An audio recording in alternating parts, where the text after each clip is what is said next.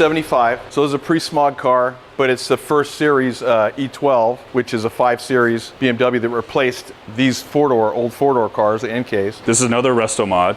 Exactly. This is another Restomod that what we did on this was this was a 530i. And what we did was we had a M635 Series 1 car in the yard, which was like a 79, and it was really rusted out, and we determined that, you know, it was better just to move everything over to this car rather than rebuild that E24, because you could purchase an E24 like that in good condition. Yeah, so E24 is a 6 Series. 6 Series, and right. They share subframes. So you can drop a subframe out of an early E24, and you can put it right in here, and it bolts right up mechanically. Right. There's some electrical stuff that you guys found out that was different, right, to make this work. Right, exactly. So what's the block? It's an M90? So this block is a 3.5 liter M90 block. It's a big bore, shorter stroke, over square, a lot of torque as opposed to what it had in it, which was a 3.0.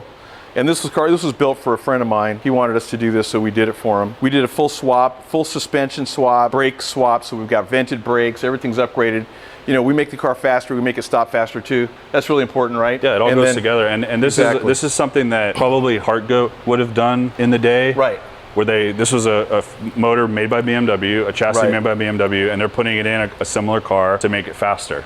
To make it more fun. You know, Gavin, who owns this car, he has the Restomod seats, which are also period for this car, 75. You know, which is kind of a Recaro style, but this is the OG. They're still made, but they're hard to find. And he had the interior match. The back seat matches the same material, just to kind of carry it through. And he's even got M5 E34 M5 wheels on it. Yeah, he's got the turbo wheels. It's like the ultimate Restomod E12, the most power. I mean, 75. They would never put 3.5s to 7.5. The motor didn't exist. Yeah. Not until like 1979 with the 635. So, yeah, it's just a really unique job on this as far as, you know, what you have and what kind of performance you get out of this vintage car with that kind of a motor. Yeah, and he's got the wheels and the exhaust, and then it has a neat.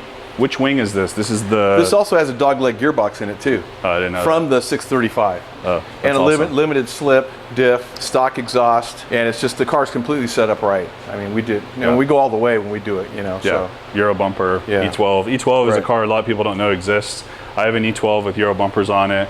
It's just such a neat car, and they're actually really similar to E28s, but they drive completely different because the suspension setup is totally different from an E28. Right. So interior's different.